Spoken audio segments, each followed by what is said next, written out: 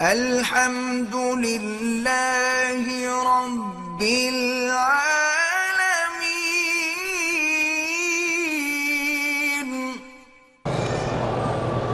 میں اپنے شوہر سے اور گھر والوں سے بدتمیزی کرتی ہوں۔ ایک تو توبہ کرو، استغفار کرو، لا حول پڑھو، اور دوسرا یہ ہے کہ سورۃ البقرہ ہیڈ فون لگا کے کان سے سنا کرو۔ شیطانی اثرات ہیں۔ جو آدمی اپنے گھر والوں کی عزت نہ کرے اس کو کون عزت دے؟ یہ آپ اپنا نام اور ماں کا نام اور باپ کا نام، تاریخ پیدائش، یہ کوئی جھوٹے جو جیلی پیر ہیں نا ان کو لکھا کرو۔ مجھے کیا ضرورت ہے ان تاریخوں سے؟ آپ کب پیدا ہوئی؟ جب بھی پیدا ہوئی انسان ہے۔ میرا بیٹا ہے، نام حسنین ہے، شادی 1 سال ہو گیا۔ ایک حسنین نے زور سے عائشہ کا ہاتھ پکڑ کر کمرے سے باہر نکال دیا۔ وہ کہتی ہے کہ میں نے حسنین کی شکل بگڑی ہوئی دیکھی تھی۔ سورۃ البقرہ پڑھ کے دونوں کو پلائیں۔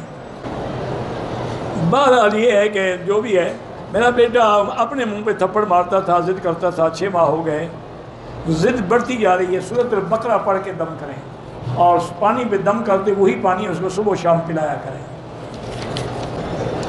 میں گھر سے آیا، حرم طواف کیا، طواف کی 2 رکعت بھی پڑھے، پھر یاد آیا کہ میرا وضو ہی نہیں تھا، تو دوبارہ وضو کر کے طواف بھی کرو اور 2 رکعت بھی لوٹاؤ۔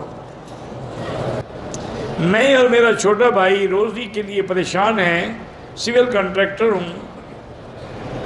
میرا بھائی لندن سے پڑھ کے آیا ہے لیکن جاب نہیں مل رہی۔ استغفار پڑھو، روزانہ 2000 دفعہ استغفر اللہ الذی لا الہ الا هو الحی القیوم واتوب الیہ۔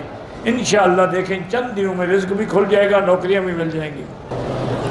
لا علمی میں احرام کے نیچے تولیہ باندھا، عمرہ کر لیا، کوئی بات نہیں۔ جب تولیہ ہے نا، سلا ہوا کپڑا تو نہیں ہے۔ تولیہ ڈبل باندھ لو یا 3 کٹھے باندھ لو تب بھی کچھ نہیں ہوتا۔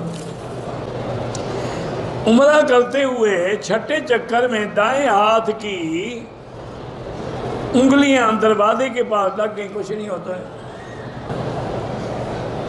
بزنس ویزے پہ آتا ہوں، احرام میں ہوتا ہوں۔